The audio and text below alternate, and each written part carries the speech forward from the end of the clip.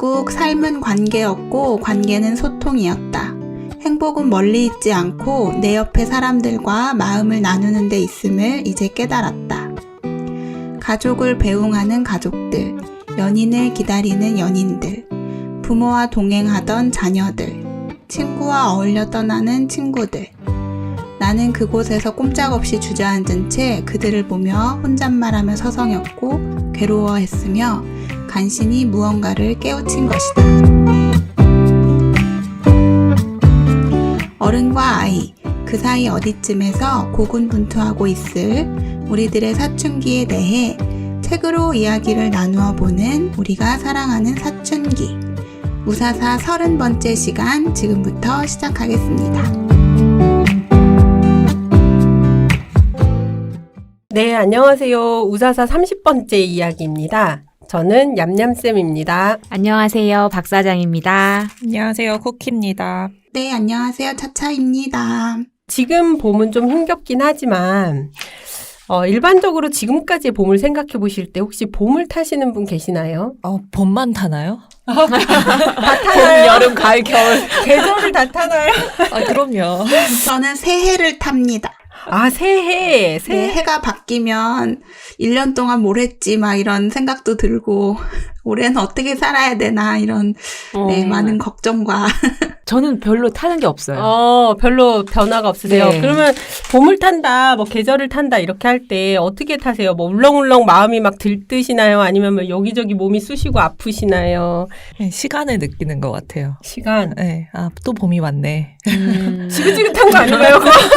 약간 계절의 변화가 지긋지긋한 거 아닌가요? 설렘이 하나 1도 없는데요? 그 말에는 뭔가 저 기대와 다른데요? 벚꽃이 또 피고 지겠네. 그거 뭐예요? 약간 관조적인데요? 안 타는 거 아닌가요? 그러니까 저랑 비슷한 거 아니에요? 네. 제가 이것저것 책을 읽으면서 봄이니까 뭔가 약간 저는 그냥 살짝 나들이 나가고 싶은 생각이 드는 정도의 감정이 들긴 해요. 봄마다. 그래서 한번 여쭤봤고요. 이런 잡생각을 해보면서 오늘 저희들이 가져온 책은 김호연 작가의 장편소설 불편한 편의점입니다. 오늘 줄거리 박 사장님이 준비해 주셨어요. 재밌게 책 이야기 먼저 들어보겠습니다. 이 책은 마치 한 편의 따뜻한 드라마를 보는 것 같은데요. 줄거리를 간단하게 말씀드릴게요. 여기 주인공 도꼬 씨는 알코올성 치매로 인해 기억을 잃고 난 후 서울역에서 노숙을 하면서 살고 있어요. 사실 도꼬라는 이름도 노숙 생활을 처음 시작할 때 도움을 줬던 노인의 이름에서 따온 거예요. 도꼬 씨는 서울역에서 염영숙 여사의 잃어버린 파우치를 찾아주었는데 염 여사는 그 보답으로 자신이 운영하는 편의점에 와서 매일 도시락을 먹으라고 해요. 야간 알바가 그만둬서 염 여사가 편의점에서 일을 하던 중에 불량한 청년들이 와서 행패를 부리는데 그때 도꼬 씨가 염 여사를 구해줍니다. 염 여사는 고등학교 역사 교사로 정년퇴직을 했는데 자신이 사람 보는 눈이 있다며 도꼬 씨에게 편의점의 야간 알바를 맡기게 됩니다. 이 편의점은 경쟁에 밀려서 매출도 적고 물건도 다양하게 있지 않아서 여러 면에서 불편한 편의점이었지만 직원들의 생계를 이어나가게 하기 위해서 염 여사가 계속 운영을 하고 있어요. 도꼬 씨는 편의점에서 생활하면서 사람들과 관계를 맺고 소통을 시작해요. 편의점에서 알바를 하며 공무원 시험을 준비하는 시연, 집 나간 남편과 집에서 게임만 하는 아들 때문에 매사에 화가 나 있는 선숙 씨, 가장의 무게에 짓눌려 매일 참참참 세트를 먹으며 혼술을 하는 경만, 극작가가 되는 것이 꿈인 까칠한 정작가, 염 여사의 아들 민식이 고용한 흥신소 곽씨 등 사람들은 저마다의 사연을 가지고 편의점을 드나들었고 도꼬 씨는 그들의 사연을 들어주며 자신을 찾아가기 시작했어요. 마침내 도꼬 씨는 잃어버린 기억과 마주하게 되는데요. 사실 도꼬 씨의 잃어버린 기억을 스포를 해야 하나 말아야 하나 고민을 많이 했는데요. 살짝 궁금하신 분들을 위해서 미리 말씀을 드리면 사실 도꼬 씨는 압구정동에서 잘 나가는 성형외과 의사였어요. 그런데 병원의 수입을 올리기 위해서 고스트 의사를 써서 수술을 하다가 환자가 죽게 되는 사고가 있었던 거예요. 성공만을 위해서 살았던 과거의 독고 씨는 아내와 딸에게 수술에 대한 진실을 말하지 않았고 아내와 딸은 그를 떠나버리고 말았던 거죠. 기억을 모두 찾게 된 독고 씨는 코로나19가 심해진 대구에 의료 지원을 가기 위해서 편의점을 떠나갑니다. 네, 여기까지 소설의 줄거리였습니다. 네. 박 사장님의 줄거리를 듣고 있다 보면 줄거리 예시문에 나오는 줄거리 같아요. 아, 그래요? 네. 우리가 여러 가지 방식으로 줄거리를 얘기할 수 있잖아요. 네. 다양한 관점으로도 얘기할 수 있고 네. 굉장히 뭐 독창적으로 줄거리 얘기할 수 있죠. 이런 모든 게 다 되게 좋은데 참고서에 이렇게 줄거리를 쓸 때의 예시문은 이런 거다라고 했을 때의 줄거리다라는 생각이 들 때가 많아요. 되게 명확하게 내용을 딱 일목요연하게. 처음에 박 사장님께서 이 책이 한편의 드라마를 보는 것 같았다. 저 사실 이 책 읽는데 나의 아저씨의 그 동네의 나의 아저씨 드라마 아세요? 네. 나의 아저씨 저의 인생 드라마 중에 하나인데 거기에 동네의 모습, 분위기 약간 그런 게 이미지랑 되게 많이 계속 떠올랐어요. 심야식당이라는 영화. 그 영화랑도 조금 느낌이 이미지가. 비슷할 것 같아요. 맞아요. 그런 느낌의 책이었던 것 같아요. 어떻게 읽으셨어요? 저는 이 가상 캐스팅을 하면서 읽었어요. 멋진데요? 드라마 캐스팅을 할 네, 때 누구 한번 말씀해 보세요. 주인공. 독고 씨는 그 조진웅 배우님 있죠. 너무 잘 어울려요. 너무 어울리지 않아요? 그리고 그 염여사님은 네. 김용옥 할머니, 김용옥 배우님 할머니. 정도? 보다 아니면 좀 더 부드러웠으면 좋겠는데. 김혜숙 할머니? 김혜숙 배우님? 네네. 어쨌든 그리고 그런 식으로 다 맞춰가면서 읽었더니 너무 재밌더라고요. 내가 알고 있는 배우들, 네. 내가 감독이라면 어떻게 캐스팅할 것이냐. 재밌네요. 네. 저는 그냥 되게 무난하게 읽으셨군요. 무난하게 읽었어요. 그러니까 그간 우리가 읽어왔던 청소년 소설들과 비슷하다라는 느낌으로 읽었습니다. 무난하다. 웬만해서는 쿠키님이 그다지 동요하지 않아요. 네네. 네, 그 다음에 차차님. 저는 되게 어른의 마음, 더러운 마음으로 이런 게 개연성이 있을까? 현실에서 이런 일이 일어날 수 있을까? 그런 의심을 가지면서 읽었습니다. 네, 저도 크게 다르지 않아요. 그래서 드라마나 영화 같다는 느낌을 많이 받나 봐요. 그렇죠? 맞아요. 현실 속에서 일어나기 좀 어려운 그런 이야기인 것 같았다. 근데 현실에서 일어나기 힘든 이야기 같다고 이제 쿠키님이나 차차님이나 말씀하셨지만 또 오히려 제 주변의 다른 친구들은 그 캐릭터 그런 사람이 꼭 우리 주변에 있을 것 같아. 예를 들어서 시연이 같은 사람, 그다음에 그 염여사 말고 왜 집에서 게임만 하는 그쵸. 설숙 씨 아들 같은 사람? 근데 되게 살아 숨쉬는 우리 주변에 있을 것만 같은 사람들이 있어서 좋았다. 이런 평도 있더라고요. 저도 사실은 편의점이 현대판 주막 같다. 이런 느낌이 들면서 그냥 약간 우리가 살아가는 이야기들을 막 이렇게 할 때의 그 이야기들 중에 하나 같다라는 생각 많이 했거든요. 그냥 넘어지고 일어나는 그냥 각자의 삶들. 그렇게 저렇게 이어지는 삶들. 그래서 약간 편의점의 느낌이 이제는 이렇게 변했구나. 처음 편의점 생겼을 때는 굉장히 편의점이 되게 차갑고 약간 동네의 마트를 없애버리고 나타난 그 편의점에 대한 차가운 느낌이 있었는데 편의점이 이렇게 약간 동네 주막같이 따뜻한 공간으로서 우리가 살아가는 이야기가 펼쳐질 수 있는 공간이구나. 저는 그게 되게 신선했거든요. 네, 본격적으로 책 이야기로 들어가 볼게요. 주인공은 독고라는 분이에요. 원래 노숙자였어요. 근데 그 서울역에서 여기 나오는 또 다른 한 명의 주인공인 영숙 여사님, 편의점 주인인 할머니의 지갑을 찾아주면서 둘의 인연이 시작되고 이야기가 펼쳐지죠. 먼저 저는 이 책에서 독고라는 인물을 보면서 어떤 생각들을 하셨는지가 궁금했어요. 저는 이 책에서 가장 환상적인 캐릭터라고 해야 될까? 현실에 없을 것 같은 캐릭터. 현실감이 없다라고 네. 했을 때의 그 캐릭터가 바로 주인공 2명 다예요. 저도요. 어떡하죠? 주변 인물들은 현실성이 높은데. 염여사님하고 맞아요. 독고 씨가 가장 현실성이 없지 않았나. 그런 생각이 들었어요. 그리고 또 봤을 때 이 독고라는 캐릭터가 변화가 굉장히 심하잖아요. 결말 부분에 갔을 때 저는 조금 의문이 들기도 하고 이게 조금 완성도가 이 캐릭터의 변화가 너무 심하지 않았나. 급격했다. 조금 개연성이 부족하지 않았나. 그래서 그런 생각이 좀 들었어요. 독고를 보면서. 저는 제가 사람을 이해할 때 어쨌든 그 사람이 생활을 이어나가고 지탱하기 위해서는 자기가 이제 잡고 있는 무엇인가가 있다라는 생각이 들거든요. 그게 신념이 될 수도 있고 신념이 변화해서 어떤 욕망이 될 수도 있고 이제 그런 것들이 있을 수 있다고 생각을 하는데 이 염여사님에게 이 삶을 지탱해주는 그건 뭘까? 너무 궁금했어요. 읽으면서. 지금 그 주인공 중에 한 명인 염여사님의 삶을 지탱해주는 것, 여기서는 그런 게 직접적으로 언급되진 않았는데, 저는, 염여사님의 신념과 가치관인 것 같아요. 사실은 그 염여사님이 현실성이 없다고 했는데, 저는 독고는 현실성이 없지만, 염여사님은 현실성이 있다고 생각했거든요.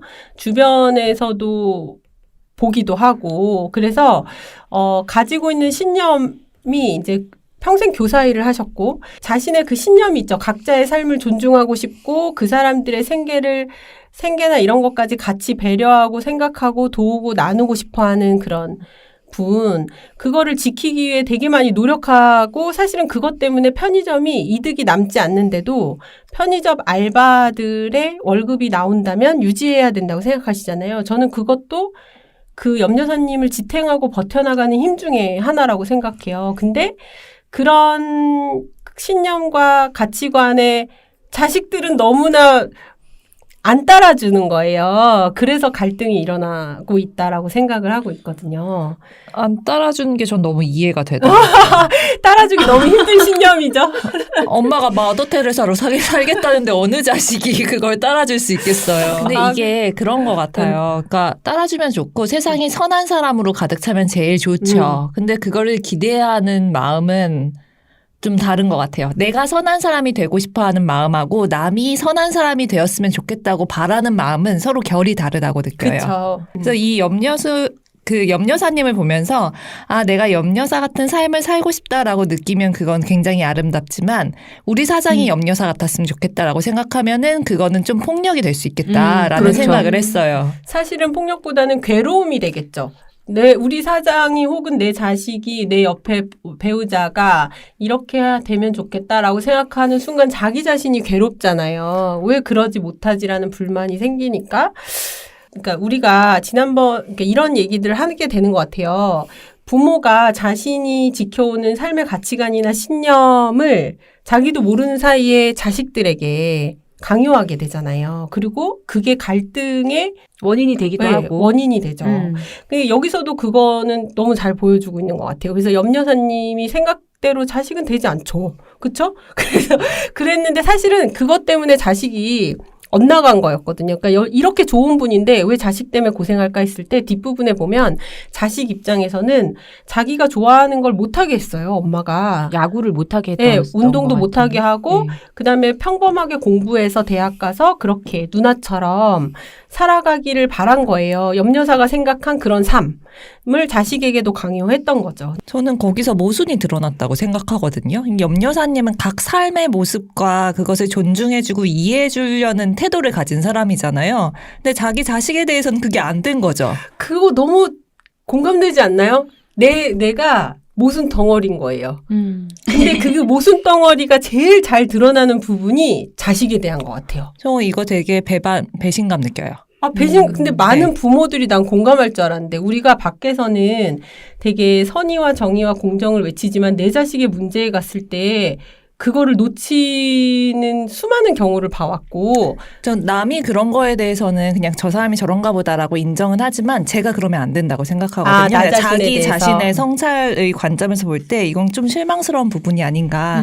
네. 그러니까 저는 이제 이런 캐릭터들을 읽을 때 그 사람의 다른 사람의 삶의 모습으로서 그냥 이런 사람도 있구나. 이런 사람이 있으면 좋지. 이렇게 읽는 게 아니고 내가 이 사람일 수 있을까? 내가 이런 삶이었다면 내가 뭘 더 보완해야 될까? 아닌가? 뭐 이런 걸 생각하면서 읽었던 것 같아요. 그래서 이분이 가진 가치관, 신념 너무 멋있잖아요. 그래서 좀 이 시대의 성인 같은 모습인데 딱 이런 모순을 보았을 때 실망하게 되는 부분이 이렇게 있는 것 같아요. 기대한 만큼 더 실망하게 되는 부분이랄까? 이런 게 있었던 부분 같아요. 그래서 처음에 이분의 신념과 가치관은 무엇인가? 이게 제가 맨 처음에 여쭤봤을 때 자기 자신을 이루고 있는 기둥이라는 게 있을 때 그게 뭔가 내 팔 안쪽과 바깥쪽이 이렇게 달라도 되는가라는 생각을 조금 했어요.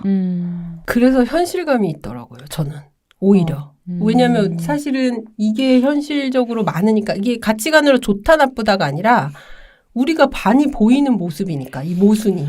그런데 그런 부분에서 현실감을 느끼실 수도 있는데 이익이 나지 않는 편의점을 누가 운영을 하며 임대료를 생각해 보면 이런 방식으로는 절대 아마 힘들 근데 거예요. 이제 소설에서는 자기 건물이기 때문에 그리고 이 염려사는 자기 받잖아요. 연금을 받기 연금, 때문에 교사니까.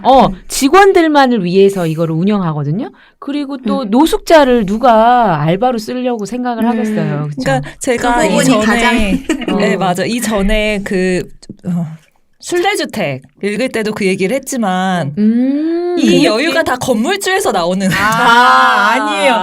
저는 그때도 반대했지만 저는 그러니까 뭔가 선의를 베푸는 사람들에게 당신은 여유가 있기 때문이다라고 말하는 거는 자기 합리화라고 생각해요. 자기가 그렇게 하지 못하는 것을 합리화하기 위해서 저 사람은 여유가 있으니까 선의를 베푸는 거야 라고 말하는 건 저는 선의를 베푸는 사람들에게 그런 말은 하지 않아야 된다. 네, 아니, 물론 항상 곳간에서 인심이 나는 건 아니에요. 그러니까 이거는 모든 곳간에서 인심이 난다는 건 아니고 그리고 인심이 나려면 근데 곳간이 있어야 된다라는 생각이 들었어요. 하지만 네. 그 곳간을 내가 먹을 거를 나눠 먹는 사람이 있는가 하면 내가 먹을 걸 빼고 나머지가 있어야 곳간이라고 생각하는 사람이 있기 때문에 아무튼 저는 그거는 참 동의하기 어렵습니다. 네네. 차차님은 어떠셨어요? 독고와 이 염려사.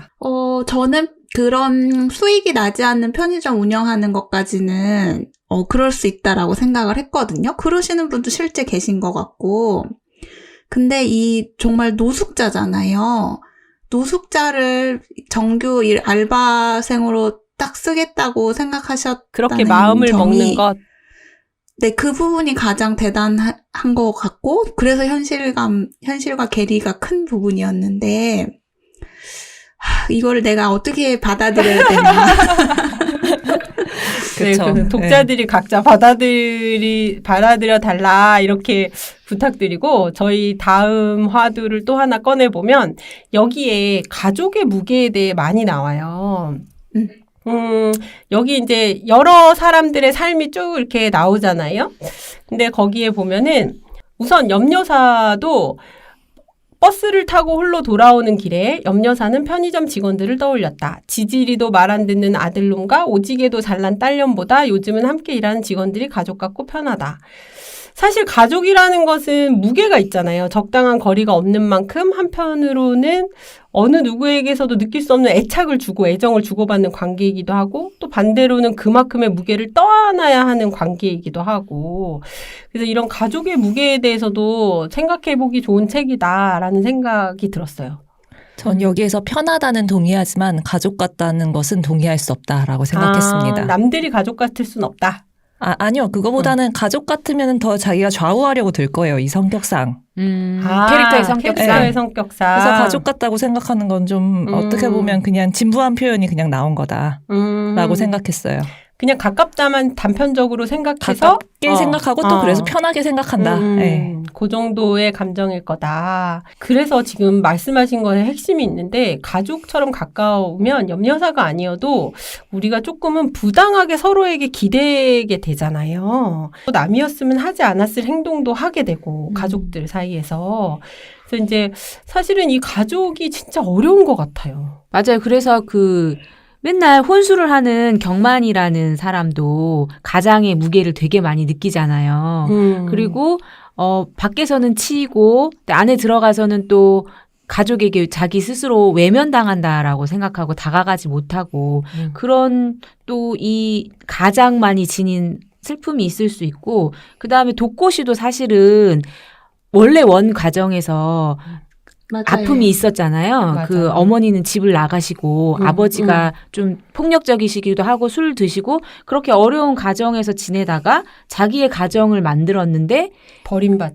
네, 물론 자기 잘못 네, 네, 때문이지만 그래서 그런 어려움들이 많이 나오는 것 나와요. 같아요. 네. 이 소설의 또 핵심이 소통의 부재, 소통 문제잖아요. 가족끼리. 여기서 보면은 정말 남과는 소통할 수 있지만 오히려 가족들과는 소통하지 못하는 다양한 관계가 나와요. 그 선숙 씨도 아들하고 전혀 소통하지 못하고 있고, 또 염여사도 일정 부분 그런 게 있고, 도꼬 씨도 자기 가족 딸과 소통하지 못했고, 그런 것들이 나와서 역시 또 소통 문제가 소설의 핵심 화두구나. 특히 청소년 소설, 뭐 이런 소설류에서 그런 생각을 했습니다. 상대적으로 조금 단순하게 접근하고 있다라는 생각을 하게 되었습니다. 네. 그래서 좀 쉽게 읽히잖아요. 빨리빨리 읽을 수 있기도 하고. 읽으면서 할 수 있는 생각의 깊이도 좀 얕아요. 근데 네. 이게 아무래도 이거는 이제 청소년 대상 소설이니까 중학교 네, 한편으로는 그런 생각도 들었어요. 우리가 동화랑 소설의 그 중간 단계를 너무 자기적으로 설정하고 있지 않은가. 라는 생각을 조금 했어요. 아이들이 어려워할까봐 조금 그러니까요. 단순화시키는 게 아닐까 뭐 이런 생각? 네, 하지만 그게 진짜 아이들의 생각, 정신적 성장에 제대로 부합된 결정이었을까? 라는 생각을 조금 계속 청소년 소설로 나온 것들을 읽으면서 그런 생각을 하게 되는 것 같아요. 때로는 너무 얕보고 있거나 때로는 너무 과하게 보고 있지 않은가. 네. 그리고 또 아이들마다 독서력 자체도 너무나 차이가 나요. 실질적으로 읽어낼 수 있는 어떤 깊이뿐만 아니라 뭐 분량도 그렇고 그러다 보니까 저는 그래서 좀 다양하게 여러 가지를 추천해주고 스스로 골라가면서 자기 자신을 저울질해보는 연습이 필요하다고 생각하거든요. 내가 그쵸. 도전해보고 옵션을 주는 거죠. 아이들에게도 스스로 선택하는 힘을 길러주면서. 그렇죠. 그래서 각 과목이 다 그렇지만 이전의 경험치가 얼마나 쌓였는가에 따라서 현재 상태가 이제 정해지잖아요. 모든 과목이 다 그래서 같은 연령대지만 다른 그 능력을 가진 아이들이 이제 분포하고 있죠. 근데 독서도 마찬가지가 아닌가. 그래서 청소년이라고 이렇게 묶을 수 있는가 뭐 이런 생각을 좀 했어요. 아니, 근데 이 책은 청소년 대상 책은 네. 아니고 예. 그 지금 우리의 취향이 네. 조금 뭐 이렇게 생각을 할 수 있는 주제나 이런 것을 좋아해서 그러는데 분명히 이런 불편한 편의점 같은 이거 인기 많아요. 근데 굉장히 이거를 되게 좋아하고 이 이야기 자체를 되게 재미있게 읽는 사람들도 많거든요. 근데 그 인기 많은 소설들이 가지고 있는 특징이랄까? 약간 대중문화 키워드를 가지고 많이 있는. 가지고 오죠. 네, 제가 뭐 본격문학과 대중문학을 나누는 사람은 아니지만, 그리고 저는 대중성 안에 문화가 깃들어 있다고 생각해서 그것을 즐거워하는 사람이거든요. 그걸 볼 때 즐거워하는 사람이지만, 어떤 부분은 교육적으로 가져오기 힘든 대중문화의 그 키워드들이 있죠. 그러니까 있죠. 예를 들어, 저는 그런 것도 안 하거든요. 계모는 다 못됐어. 막 이런 식으로 서로 관계가 없는 것들을 부당하게 연결짓는 것들이 좀 있고, 여기에 이거를 굳이 기대하면 안 되는데, 그러니까 예를 들어 이렇게 여기에서는 편의점 사장님이 이 세계 안에서는 꽤나 자본가잖아요. 근데 이분한테 선하기를 기대하는 거죠. 근데 사실 모든 사업은 수익을 위해서 하는 거잖아요. 그러니까 이런 것들이 조금 과하지 않은가라는 생각을 해서 아까 그런 말씀을 드렸던 것 같아요. 네. 근데 우리가 이렇게 이야기를 할 수 있는 책이면 저는 좋은 것 같아요. 우리가 맞아요. 이렇게 네. 책에서는 우리한테 사실 책이 어떤 답을 알려주는 건 아니니까 우리에게 문제를 던져주고 생각을 던져주면 좋은데 어쨌든 여기서 이렇게 논의가 이루어질 수 있는 것만으로도 참 좋다라는 생각이 들고요. 여기서 아까 우리가 가족의 무게에 대해서 이야기로 다시 좀 돌아가 보자면 경만이라는 인물이 사실은 이제 가장인데 편의점에 들러서 혼자서 술을 마시고 들어가요. 매일매일. 참해서 참이슬하고 뭐 참깨라면하고 참치김밥. 아, 네. 그래서 근데 거기에서 이제 도꼬 씨가 옥수수 수염차를 권하면서 이제 뭐 일이 벌어지고 이러는데 다른 건 좀 자기적이다라고 생각할 수 있는데 아버지가 이제 하여튼 그 자기한테 옥수수 수염차를 권해주는 도꼬 씨가 마음에 안 들어서 거기를 피하다가 보니까 술을 좀 덜 마시게 되고 그러면서 이제 치킨을 사들고 들어갔는데 아이들이 너무 좋아하는 거예요. 그러면서 뭐에 기뻐했냐고 치킨에 아빠의 뭐든 상관없다. 함께 닭을 뜯으면 그냥 그게 가족이다라고 했을 때 우리가 가족을 너무 무겁게 생각하지 않았으면 하는 마음에 이 부분이 저는 그냥 좋더라고요. 좀 저는 진짜 메말랐나 봐요. 우리 모두 알고 있어요. 우리 모두 알고 저 쿠키님 여기서 얘기할 줄 알았어요. 저 이거 읽으면서 다른 편의점 갔겠지 치킨 사들고 갔겠어? 라는 생각 하나 딱 들었고 들 때는 가족 상태에 그렇게 대면대면한 아버지가 어느 날 갑자기 치킨을 사들고 들어왔다. 이거를 환대하는 거는 미리 준비된 가족이에요. 근데 생각하니까 씁쓸하고 슬프네요. 아직 늦지 않으셨어요. 여러분들 지금 이 소설은 굉장히 재미있고 밝고 활기찬 소설이거든요. 정말 너무 씁쓸하고 슬프네요. 왜 이러시는 거예요? 아니 저는 좋았거든요. 아니 좋아요. 진짜 좋은 부분이에요. 겉으로 잘 드러내지 못하고 부모님들이 서로 이렇게 너무 오래되다 보면은 저도 그렇고 애정 표현 부부끼리 잘 안 하게 되고 힘든 것도 그냥 말 안 하고 그냥 서로 눈 감아 주는 건지 눈 감아 버리는 건지 알 수 없지만 그렇게 그냥 일상이련이 지나잖아요. 근데 어쨌든 뭐 엄마가 아까 준비된 가정이라고 하셨는데 엄마가 아이들한테 아빠가 힘들게 일한다 이런 말도 하는 거 보면 맞아요. 준비가 됐을 수도 있죠. 엄마는 아이들에게 아빠에 대해서 긍정적으로 항상 얘기를 해놓고 있었을 수도 있고. 그러니까 이게 아내가 이렇게 이해해 주는데 뭐가 이렇게 이 사람은 정말 다크 쿠키 나타났어요. 그래서 네. 아무튼 그 다음에 또 여기에 재밌었던 거 우리가 조금 마음을 가볍게 하고 접근해보면 재밌었던 거 중에 하나가 J 오브 JS였어요. 그래서 진상 중에 진상이죠. 근데 사실은 이게 여기서는 좀 뭐 웃기라고 약간 시류에 타서 이런 말이 나오지만 사실은 우리가 관계를 잘 유지하기 위해서는 상대방을 막 기쁘게 하려고 노력하는 것보다 중요한 게 상대방이 진짜 싫어하는 걸 하지 않는 거. 라고 하잖아요. 이게 뭐 단순히 그냥 육아나 부모와 자식뿐이 아니라 모든 관계에서도 근데 단순히 싫어하는 행동을 하는 것도 문제가 있지만 여기서 더 관계 속에서 더 깊이 생각해 보면 진상들은 여기 JS라고 나오는 진상들은 자기가 힘의 관계에 있어서 우위라고 생각하는 것 자체가 잘못된 것 같아요. 그게 그래서 진상이죠, 그렇죠? 네, 갑질? 네, 내가 손님은 너에게 왕이다? 어떻게든 할 수 있다. 관계 맞아요. 속에서 그게 되게 가장 잘못된 점이 아닌가 생각해요. 근데 이게 모르겠어요. 진상이라는 그 개념 자체가 좀 어려워요, 저한테는. 그래요? 네. 어떤 면에서 어려우세요? 그걸 진상이라고 말하는 그 사람들이 때로는 더 위에 올라가려고 하는 것 같은 느낌. 그러니까 이 소설에서 그랬다는 건 아니고요. 진상이라는 개념 자체가 전 좀 어려워서. 그러니까 진상이라고 말하는 사람들이 사실은 더 그 사람들보다 우위에 올라가려고 하는 것 같다? 그런 느낌을 받을 때가 현실에서 약간 있어서. 어떤 때일까요? 진상 이러면 그냥 잘라내는 거거든요. 내 세계에서 떨어져 나가. 그쵸. 이게 부담스러워요. 그냥 쳐내는 느낌? 그러니까 더 이상 우린 공동체도 아니고 아무것도 아니야. 넌 진상이고 내 세계에서 아웃이야. 이 그 사람은 느낌. 그 사람 나름대로의 뭔가가 사연이 있을 수 있는데? 뭐 그럴 수도 있고 아닐 수도 있고. 근데 넌 아니야 뭐 이렇게. 그냥 진상하고 그냥 제외시켜버리는? 잘라버리는. 예를 들어서 그런 거 조금 부담스러워요. 그리고 이제 이 책에서 또 하나 생각해 볼 수 있는 게 우리는 역시 많은 사람들은 경험에 갇혀 있다. 그러니까 여기서도 작가가 있잖아요. 작가가 한 명이 나와요. 또 한 명의 인물로. 근데 편의점에서 일하고 있는 독고를 바라보면서 정말 많은 상상을 하는데 실제랑 너무 다른 상상을 하잖아요.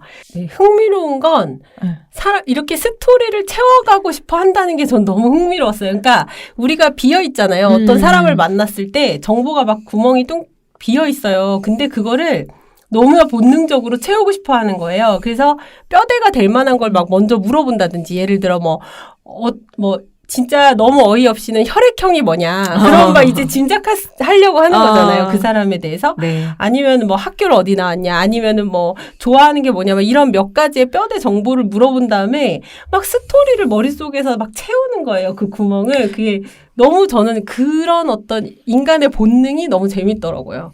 그 혈액형 너무 딱 드러나죠. 아, 이 요즘은 사람 MBTI. 그러니까 또 스테레오타입을 그냥 가지고 거기에 네네. 이제 매몰돼 있는 사람이구나 하는 거를 딱 보여주잖아요. 혈액 그쵸. MBTI도 그렇죠. 그게 이제 그 스토리의 플롯을 짜듯이 약간의 그 뼈대를 만들어 놓고 그걸 채우고 싶어하는 인간의 그 본능이 저는 너무 흥미로워요. 그러니까 입사할 때도 MBTI를 요구하는 회사가 있어가지고 정말 얼마 전에 막 싫네요. 근데 여기 보면 그 선숙 씨 아들하고 선숙 씨가 소통이 되게 안 되잖아요. 사실 그쵸. 독고 씨도 자기 그 딸과 자기 부인과 못했죠. 그러니까 사고가 나기 전에 기억을 잃기 전에 소통을 못했는데 어느 부분 보면 들어주면 풀려요 이런 말을 하거든요. 독고 씨가 네. 이야기를 들어주라고 그래서 음. 들어주는 힘이 되게 중요하구나 소통에 있어서. 가족끼리는 서로 이야기를 한다기보다는 일방적일 때가 더 많고 너무 친밀하다 보니까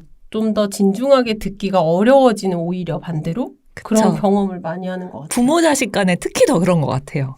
되게 일방적이죠. 예요. 특히 더 그런데 자녀를 내가 인도해주고 얘를 이끌어 나가야겠다는 생각이 있는가 봐요. 그쵸. 그리고 자식 입장에서는 부모님 말은 다 약간 낡은 것으로 느껴지고, 그러니까 서로가 서로에게 일방적일 때가 많은 것 같아요. 네, 그 어린 시절에도 부모님 말을 그렇게 들었던 것 같진 않은데 그 청소년기를 지나고 청년기를 지나가면서 엄마가 말했던 것과 내가 실제로 경험한 것 사이에 괴리감을 느끼고 아버지가 말씀해 주셨던 것과 내가 경험한 세계 사이에 괴리감을 느끼고 다 맞는 건 아니야라고 걸러듣는 그런 태도. 맞아요. 이게 이제 부모님 입장에선 그게 보이면은 어쭈 머리 컸다고 이렇게 되는 것 근데 같고. 이제 서로가 서로에게 연인이나 부부도 그렇지 않아요? 연인이나 부부도 그러니까 서로에게 막 얘기하면 잔소리처럼 느껴지는데 그 똑같은 얘기를 밖에서 듣고 오면 갑자기 진지하게 반응한다든지.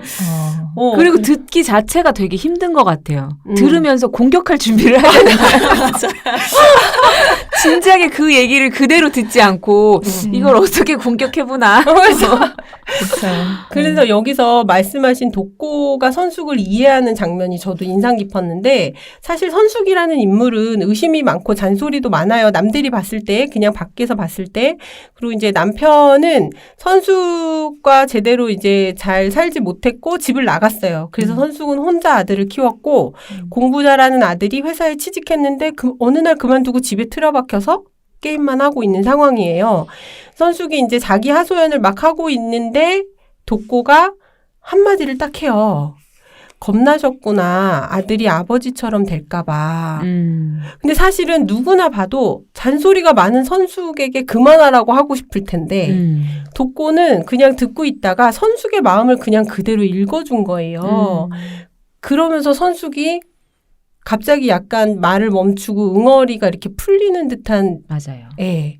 이게 어떤 가치 판단, 평가 이런 거를 그냥 배제하고 그냥 그 사람 말을 들어주는 게 사실은 이게 아까도 말했지만 가까운 가족일수록 참 힘들고 이게 진짜 가까운 사이에서도 이게 되면 얼마나 좋을까. 맞아요. 그래서 네. 덧붙여서 얘기를 하자면 여기 왜 그 염려사의 아들이 약간 합법과 불법 사이를 교묘하게 오가면서 돈을 벌기도 하는데 이 편의점을 차지하기 위해서 독고 씨를 내보내게 하려고 네. 곽 씨라는 흥신소 직원을 전직 경찰이었지만 흥신소 직원을 이렇게 고용하죠. 고용을 하는데 그 곽 씨도 가족과 소통이 안 되는 맞아요.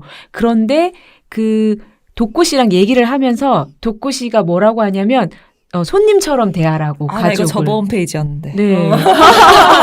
그럼 그 부분 맞아요. 예. 그거 읽어주는 거 이따 하시고. 네. 손님처럼 대하라고 하는 거예요. 그래서 제가 그 부분을 읽고 굉장히 큰 방법이 될 수도 있겠구나. 왜냐면 사춘기 자녀를 둔 부모님들 사이에서 무슨 말을 하냐면 내 아들을 옆집 아들이라고 생각해라. 내 딸을 그럼 너무 기특해. 옆집 딸이라고 생각해라. 그러면 일어나서 밥 먹고 학교 가는 것만으로도 너무 기특하다. 그런 말씀들 많이 하시거든요. 그래서 너무 가까운 관계니까 차라리 손님처럼 대하는 것도 어쩌면 관계를 풀어나갈 수 있는 소통을 할 수 있는 방법이 될 수도 있겠다. 하나의 방안. 근데 약간 다른 얘기인데요. 그 부분도 사실 되게 약간 의문이스러운 게 독고 자신이 가족과 소통하지 못하는 사람이었잖아요. 맞아요. 근데 노숙 경험을 통해서 그런 소통의 달인이 된 것인가? 그런 진짜 제가 하고 싶었던 말인데요. 이게 이 소설의 되게 아쉬운 점인데 노숙 생활 몇 년 했다고 이렇게 바뀔 수 있을까? 바뀔 수가 있나요? 그러니까 우리가 이제 노숙 생활은 안 해봤지만 어쨌든 그거를 뭐 그 힘겨움을 알 수는 없죠. 왜냐하면 다 각자의 사정이 있어서 노숙이라는 생활을 할 수 있죠. 우리가 맞아요. 그 노숙이라는 생활도 쉽게 얘기할 수 있는 생활은 아닌 것 같아요. 근데 저는 이게 노숙이라는 걸로 표현은 됐지만 우리가 읽어내야 되는 거는 그냥 시련이라고 생각해요. 시련. 그러니까 우리가 살면서 겪는 어떠한 시련이 다시 나를 일으키는 과정이 되는 때가 있거든요. 저는 이 소설이 약간 환상적이어서 약간 동화성을 벗어나지 못하고 있는 부분이 있다라는 생각을 하면서 그 부분도 사실은 이건 그냥 환상적이지 이러고서 읽었거든요. 동화성을 가지고 있다. 그쵸. 그러니까 사실 제가 생각할 때 동화와 그러니까 소설 사이에 어떤 차이가 있다면 소설은 개연성을 조금 더 생각하는 부분이라고 저는 개인적으로 생각하거든요. 근데 그 동화의 특징 중에 하나는 또 선함과 선한 의도를 이렇게 관철시키려는 그런 특징이 전 좀 있다고 제가 동화 연구가는 아니지만 이제 그런 생각을 가끔 하는데 네, 이 책도 그런 부분이 있어요. 그래서 이제 그 얘기를 하려고 찾았는데 처음에 이 도꼬 씨한테 알바를 맡기려고 할 때 사실 도꼬 씨한테 알바 맡기는 것 자체가 환상성이죠. 네, 그게 환상성인데 그거를 맡기려고 얘기를 꺼낼 때도 이 도꼬 씨가 나 누군지 모르잖아요. 라고 하면은 이 여사님께서 내가 사람 보는 눈이 있다. 너는 술만 끊으면 된다. 뭐 이런 얘기를 해요. 그리고 그 뒤에 갑작스러운 제안이긴 하지만 거절당하면 마음이 불편할 것 같았다. 라고 말하거든요. 이게 약간 선한 의도죠. 그쵸? 선한 의도를 관철시키려는 그런 약간. 그걸로 일깨우셨구나. 그런 게 아닌가. 근데 아무리 선한 의도이고 남을 위한 것이지만 그 사람한테는 부담스러울 수도 있고 그 사람은 그걸 할 에너지가 없을 수도 있거든요. 그러니까 열어놔야 되는데 조금 푸시한 게 아닌가. 라는 생각이 들었어요. 물론 이 소설에서는 굉장히 잘 뒤가 흘러갔지만. 근데 이거는 선한 의도를 지향하는 책인 건 맞아요. 네, 그래서 맞아요. 보면 그 길 위에 있는 모든 여행자들에게 친절을 베풀라 밥 딜런의 그런 얘기까지도 하고 보면 기본적으로 그런 의도를 가지고 쓴 책인 것 같아요. 그래서 그 알코올을 끊는 것도 정말 정말 무서운 거잖아요. 가족들도 다 버리고 자기도 버리는 게 알코올 중독인데 심지어 소설에서 한 번도 다시 술을 마셔서 문제를 일으키는 것도 안 나오거든요. 그렇죠. 그러니까요. 옥수수 수염차 먹으면서 술을 끊어요. 그건 좀 사실은 보편적으로는 받아들이기 힘겨운 과정이기 때문에 이런 것들에 대한 어떤 환상성을 얘기하면서도 또 한편으로는 이런 사람이 있다고 믿고 싶은 것 같아요. 맞아요. 네, 세상에는 아직도 이런 사람들이 있어. 라고 말하고 싶죠, 우리는. 그게 이제 사실은 작품이기 때문에 말할 수 있는 것 같아요. 맞아요. 책이니까. 그래서 그렇게 말하는 것에 대해서는 저는 좋은 것 같아요. 그게 이 작품의 가장 큰 좋은 점이에요. 네, 그리고 제가 생각할 때 주의할 점은 내가 그런 사람이 되려고 하는 거는 응원하고 너무나도 훌륭한 일이지만 강요는 하지 마. 남한테 그거를 요구하는 거는 안 되겠다라는 생각이 너는 옥수수 수염차 먹고 왜 술을 못 끊니? 이렇게 하면 안 된다는 네, 우리 이제 마지막으로 저번 페이지 읽고 이 책 마무리 지어볼까요? 아까 그 말씀해 주셨던 박 사장님이 말씀해 주셨던 그 부분인데요. 자네는 가족이 있나? 쓸쓸한 눈빛이었다. 나는 고개만 끄덕였다. 가족들에게 평생 모질게 굴었네. 너무 후회가 돼. 이제 만나더라도 어떻게 대해야 할지 모르겠어. 나는 질문에 대답하려 애썼다. 나 자신에 대한 질문이기도 했기 때문이었는데 그래서일까 무어라 말이 터지질 않았다. 내가 씁쓸한 표정으로 아무 말도 못하자 그는 괜한 말을 했다는 듯 손사래를 치고 컵라면 그릇과 함께 몸을 돌렸다. 손님한테 하듯 하세요. 불쑥 튀어나온 말에 그가 나를 돌아보았다. 손님한테 친절하게 하시던데 가족한테도 손님한테 하듯 하세요. 그럼 될 겁니다. 손님에게라. 그렇군. 여기서 접객을 더 배워야겠네. 곽 씨가 고맙다는 말을 덧붙이고는 뒷모습을 보였다. 따지고 보면 가족도 인생이란 여정에서 만난 서로의 손님 아닌가. 기빈이건 불청객이건 손님으로만 대해도 서로 상처 주는 일은 없을 터였다. 불쑥 내뱉은 말이지만 그에게 답이 되었다니 마음이 놓였다. 그런데 내게도 답이 될 수 있을까? 아니, 나는 감히 손님이라도 될 수 있을까? 더 사랑하는 사람에게 더 예의를 갖춰라 라는 입장이거든요. 항상 살면서. 맞아요. 그러니까 연애를 하면, 그러니까 연인 관계도, 부부 관계도, 부모 자식 관계도 노력을 해봅시다. 그러니까 아까 그 제가 염여사님에 대해서 비판을 했을 때 그게 너무나도 현실적이다 하는 부분하고도 좀 맞는 것 같아요. 무슨 말인지 네. 알겠어. 맞아요. 저는 좀 다른 맥락에서 그 정작가가 그 독고를 주제로 막 그 시나리오를 미친 듯이 쓰기 시작하잖아요. 그 부분에 뭔가 작가의 희열 같은 게 잘 드러나서 그 부분을 읽으려고요. 네, 163쪽인데요. 김 대표의 전화를 끊자마자 인경은 노트북 한글 프로그램을 열었다. 그리고는 빠르게 타이핑을 시작했다. 제목을 적고 두 칸 줄을 뗀 뒤 그녀의 마지막 작품이 될지도 모를 새 작품을 쓰기 시작했다. 그녀는 쉬지 않고 타이핑을 했다. 어떤 글쓰기는 타이핑이 지나지 않는다. 당신이 오랜 시간 궁리하고 고민해왔다면, 그것에 대해 툭 건드리기만 해도 튀어나올 만큼 생각의 덩어리를 키웠다면 이제 할 일은 타자수가 되어 열심히 자판을 누르는 게 작가의 남은 본분이다. 생각의 속도를 손가락에 따라가지 못할 정도가 되면 당신은 잘하고 있는 것이다. 인경은 연기하듯 대사를 발음하며 동시에 타이핑을 했다.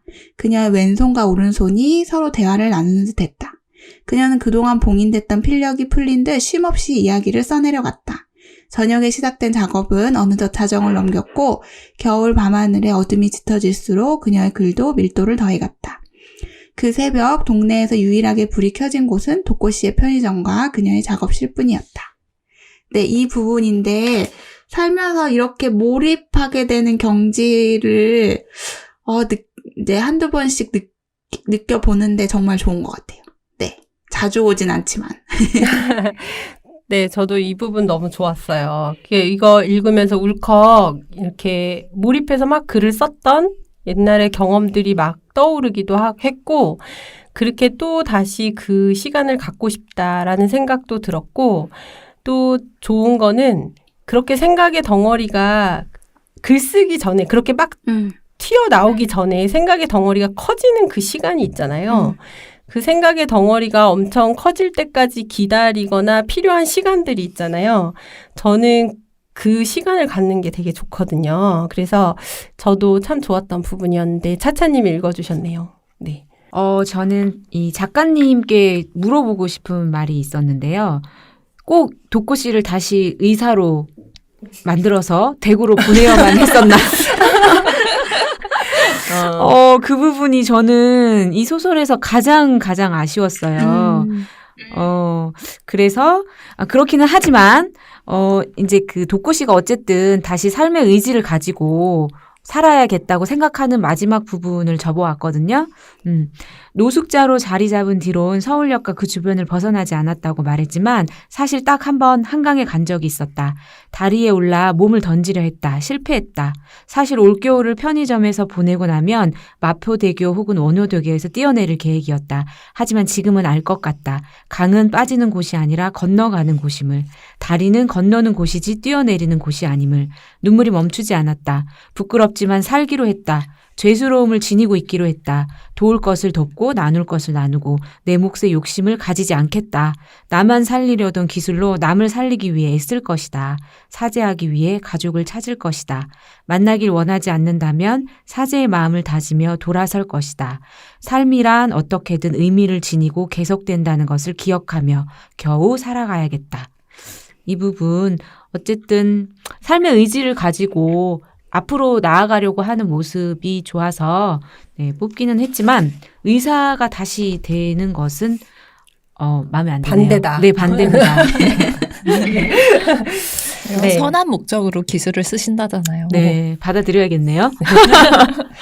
네, 박 사장님이 읽어주신 부분이 저도 접어온 부분이어서 사실은 저는 따로 읽진 않아도 될 것 같고요. 여기에서 삶이란 어떻게든 의미를 지니고 계속된다라는 것을 기억하며 겨우 살아가야겠다라고 기술한 부분이 저는 마음에 들었어요. 우리가 어떤 상황이 돼도 사실은 삶은 어떻게든 지속이 되죠. 그 시간에 내가 멈춰 있는다 하더라도 그럴 때 꾸역꾸역 나오는 그 시간에 저는 항상 응원을 하고 싶고 그렇습니다. 그리고 이 책은 네, 주인공이 이렇게 더듬더듬으면서 말을 하잖아요. 그래서 그렇게 더듬는 말만큼이나 이렇게 천천히 삶의 중심을 파고드는 느낌이 들기는 했어요. 그래서 지금 우리가 여러 가지 말을 했죠. 조금 환상적인 부분도 얘기하고 그랬지만 그럼에도 불구하고 좋은 사람들이 많이 있다. 그리고 우리도 그렇게 같이 살고 있다라는 거를 느끼게 해준 책? 그리고 약간 주변 동네에서 내 옆에 있는 사람들에게 조금 너그러워지고 친절해질 수 있는 책? 그런 느낌이었어요. 그래서 네, 오늘도 재밌게 불편한 편의점에 대해 이야기 나누어 보았습니다. 함께 이야기 나누어 주셔서 감사드리고요. 오늘도 서로 응원하는 마음으로 다음 시간을 기약하면서 인사드리겠습니다. 감사합니다. 감사합니다. 감사합니다. 다음에 만나요. 네.